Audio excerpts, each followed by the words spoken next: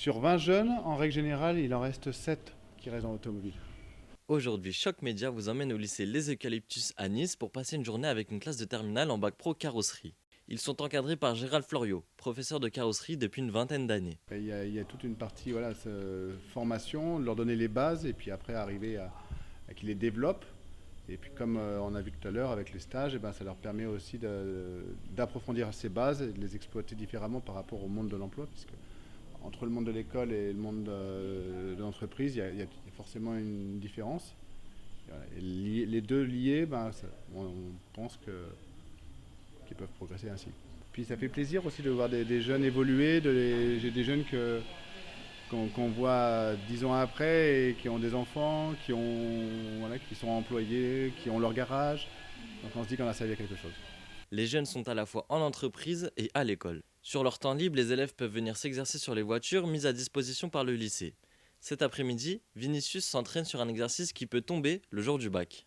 C'est-à-dire que la voiture elle a pris un carton, donc forcément il y a des éléments qui ont bougé au niveau de la carrosserie, par exemple les longerons, l'écran roulant aussi, ça a sûrement dû bouger.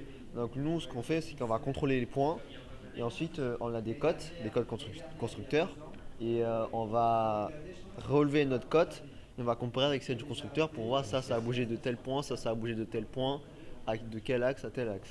Depuis petit j'ai toujours aimé l'automobile, c'est quelque chose qui me passionne.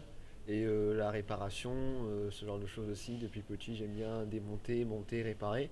Et j'ai choisi de combiner les deux et je me suis retrouvé ici. L'année prochaine, peut-être passer sur un BTS mécanique. Là, je sais que j'aurai le diplôme carrosserie. Et après, quand j'aurai le diplôme mécanique, pourquoi pas monter un peu plus loin et au lieu de réparer les voitures, les concevoir en tant qu'ingénieur.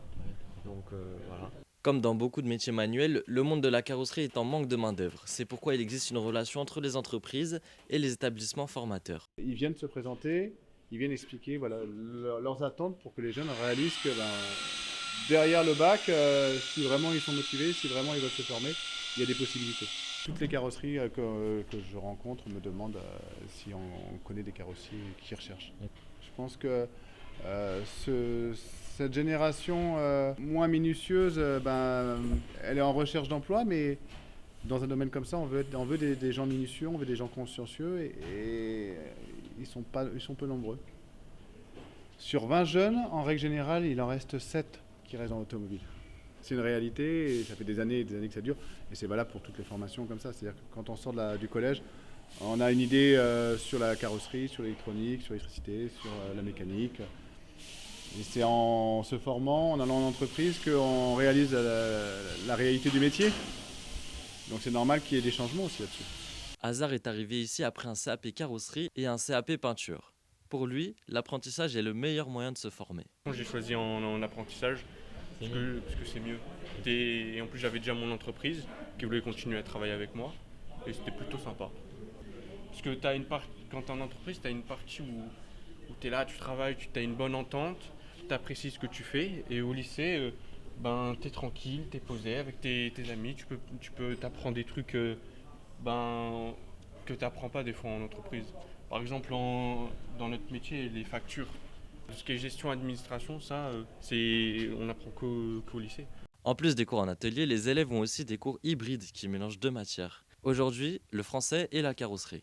C'est pour leur montrer en fait la co-intervention, tout l'objectif il est là, c'est leur montrer que cet amas de couleurs sur l'emploi du temps, ça a du sens. Et que le but des matières générales, c'est aussi de faire d'eux de meilleurs professionnels et tout simplement des citoyens à la sortie du lycée. Et la co-intervention, c'est le lieu privilégié de cet échange, puisque ça leur montre que deux professeurs qui enseignent des choses totalement différentes peuvent se retrouver sur une heure de classe et aller dans la même direction.